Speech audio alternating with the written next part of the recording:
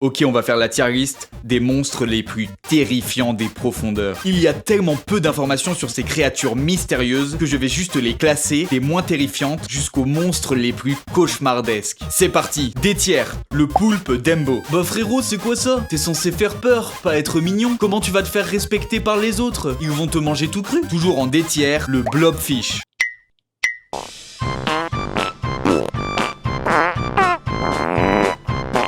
On finit le D tiers avec l'Ampoctéis cruenti...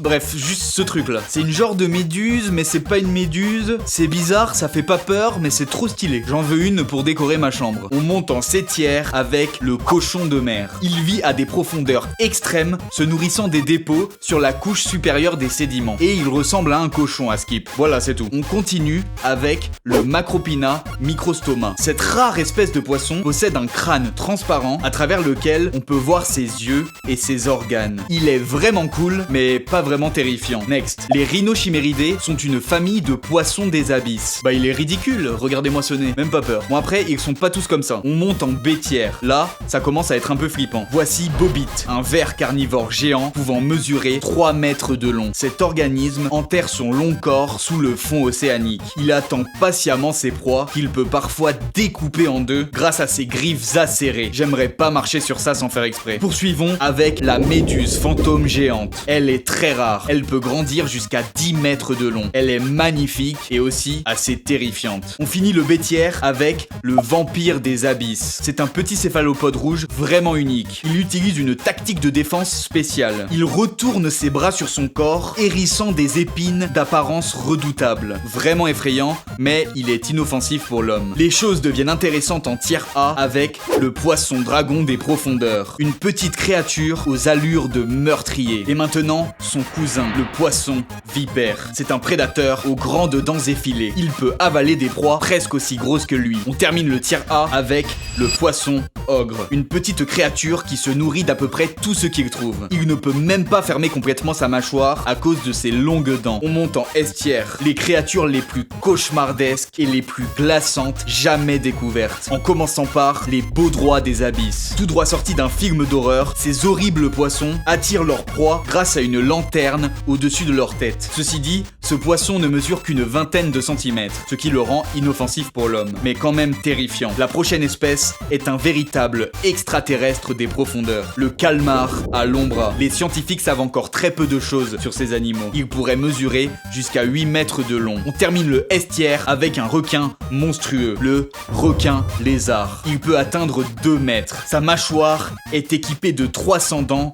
toutes retroussées vers l'intérieur de sa bouche. Il s'en sert pour déchiqueter la chair. On monte en S+, avec les rois des abysses, des super prédateurs capables de tuer n'importe quoi. Le premier est le requin lutin. Il peut atteindre 6 mètres de long, la taille d'un requin blanc. Il dispose d'une mâchoire terrifiante qu'il peut projeter en avant pour saisir ses proies plus facilement. Les deux derniers de cette liste sont des ennemis jurés, deux monstres qui se combattent régulièrement, le calmar géant et le grand cachalot. Le calmar géant est un des plus grands invertébrés de la planète. Selon certaines observations non documentées, certains spécimens mesurent jusqu'à 20 mètres de long. Sûrement à l'origine des légendes sur le kraken, ce monstre est la proie préférée du grand cachalot. Les mâles peuvent atteindre 20 mètres de long. C'est le plus grand carnassier au monde. Une espèce mystérieuse et surpuissante. Abonne-toi et dis-moi dans les commentaires si tu veux une partie 2 à cette vidéo. N'hésite pas aussi à me dire le nom de certaines espèces qui auraient mérité leur place dans la liste. Ok, c'est parti pour un nouveau Zoctogone. Deux des canidés les plus redoutables de la planète vont s'affronter dans un duel. Le premier combattant est le chien de garde ayant la morsure la plus puissante au monde, le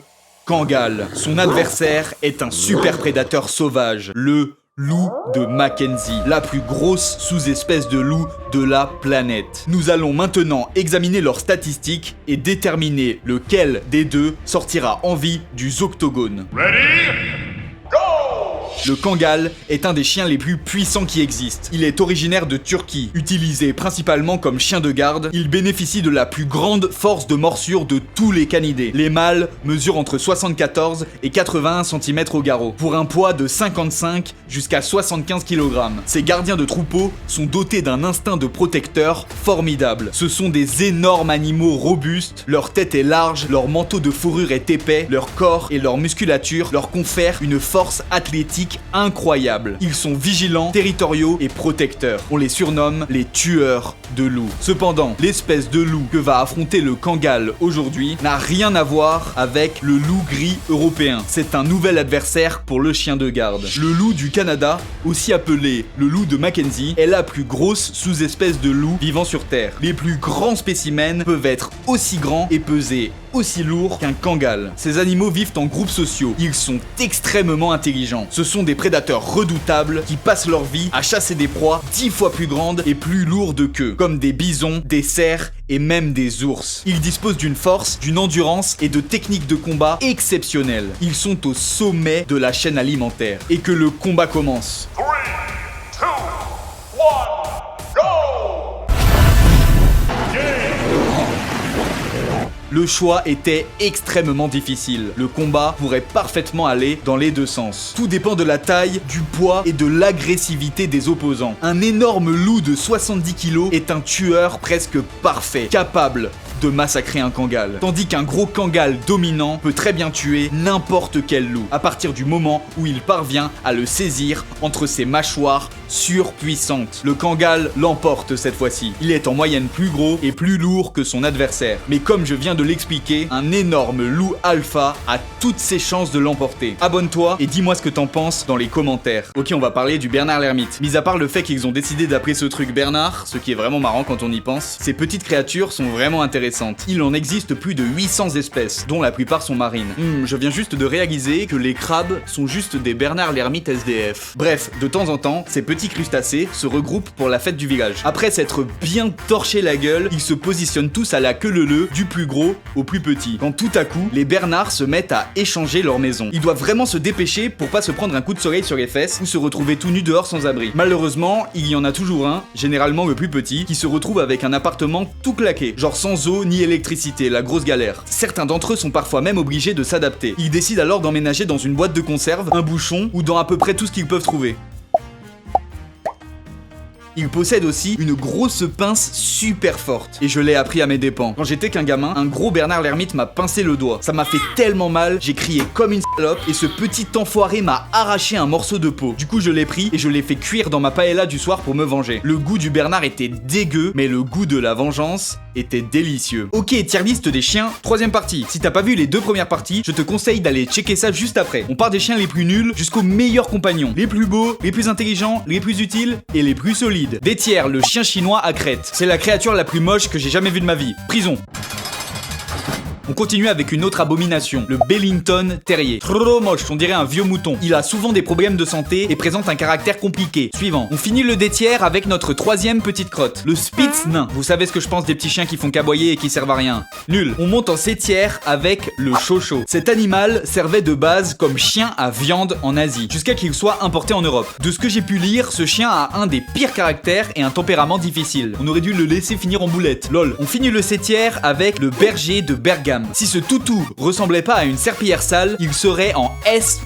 Il est doté d'un excellent caractère. C'est un chien facile avec une santé de fer. Il est très apprécié en tant que chien de compagnie, de garde, de thérapie et de sauvetage en montagne. Mais malheureusement pour lui, j'aime pas sa gueule. On monte en B-tiers avec quelques bons chiens comme le cavalier King Charles. Très bon chien de compagnie. Il est mignon, il est tout doux, j'aime bien. Poursuivons avec le Bull Terrier. De base, cette race a été créée pour servir de chien de combat. Aujourd'hui, c'est un chien qui a perdu assez d'agressivité. Il est très dévoué, fidèle et affectueux. Il a aussi un fort caractère, une santé fragile et une tête bizarre. Faut aimer quoi. Les choses deviennent intéressantes en tier A avec le Dalmatien. C'est un chien très harmonieux et unique au monde de par ses taches noires sur sa robe. Cette forte tête possède un caractère affirmé qu'il faut apprendre à gérer assez tôt. Il peut aussi servir de chien de garde. Et maintenant, je vais mettre le Shiba Inu et l'Akita Inu. Le Shiba Inu est un chien vif et très intelligent. Il est originaire du Japon, très populaire en France, notamment grâce au GOAT Squeezie. C'est un très bon chien de compagnie, fidèle et indépendant. Aussi originaire du Japon, l'Akita Inu est un peu comme le modèle sportif. Il est robuste, il s'adapte bien, il peut faire un excellent chien de garde. On finit le tiers A avec un super chien de chasse. Il aurait très bien pu être en S. L'Épagnol breton. Je l'adore. Il a tellement de qualités. Il est beau et en plus, j'aime la Bretagne. Ok, on passe en S tiers avec les chiens les plus incroyables. Le premier est le setter anglais. Formidable chien de chasse, facile à éduquer, super beau, santé de fer, il est juste exceptionnel. On poursuit avec le berger des Shetland. Une race extrêmement intelligente. Un très bon chien de compagnie et aussi très apprécié des éleveurs de moutons pour sa capacité à fournir un travail de qualité auprès des troupeaux. Il s'adapte parfaitement à la vie en ville ou à la campagne. On termine le S avec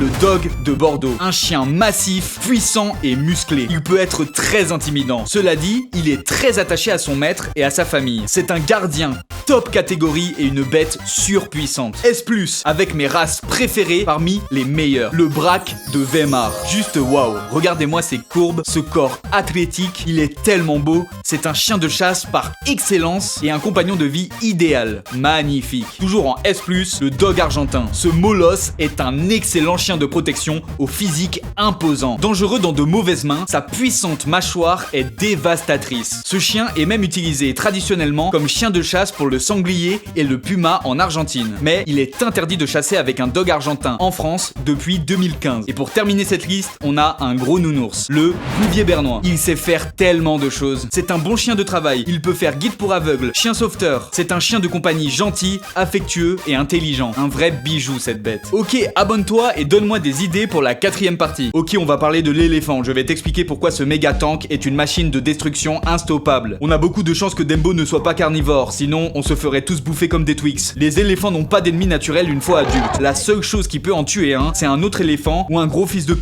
de chasseur. On pense souvent que ce sont juste des gros gentils toutous, mais la réalité c'est pas Disney. Les plus gros éléphants d'Afrique peuvent mesurer 7 mètres de long, presque 4 mètres de haut et peser 7 tonnes. Vous voyez cette tache noire sur le côté de son visage? Ça s'appelle le must. De temps à autre, les mâles se transforment en machines à tuer, pouvant essayer d'écrabouiller n'importe quelle créature vivante dans les alentours, et même des bébés éléphants. Quand ça arrive, on peut observer ce liquide étrange sortir du côté de sa tête. C'est causé par une augmentation des hormones. En gros, il se transforme en adolescent capricieux de 7 tonnes qui veut pas ranger sa chambre, mais préfère partir assassiner les voisins ou participer à des actes sexuels non consentis avec des pauvres rhinocéros qui ont rien demandé. Bref, j'espère que t'as compris qui était le vrai boss des animaux terrestres. Le roi de la savane, le punisher, le juge et le bourreau. C'est l'éléphant qui décide. Écarte-toi du chemin ou tu vas finir en pancake. Même les dangereux psychopathes que sont les hippopotames se mettent à bouger leur gros cul quand papa veut traverser la rivière.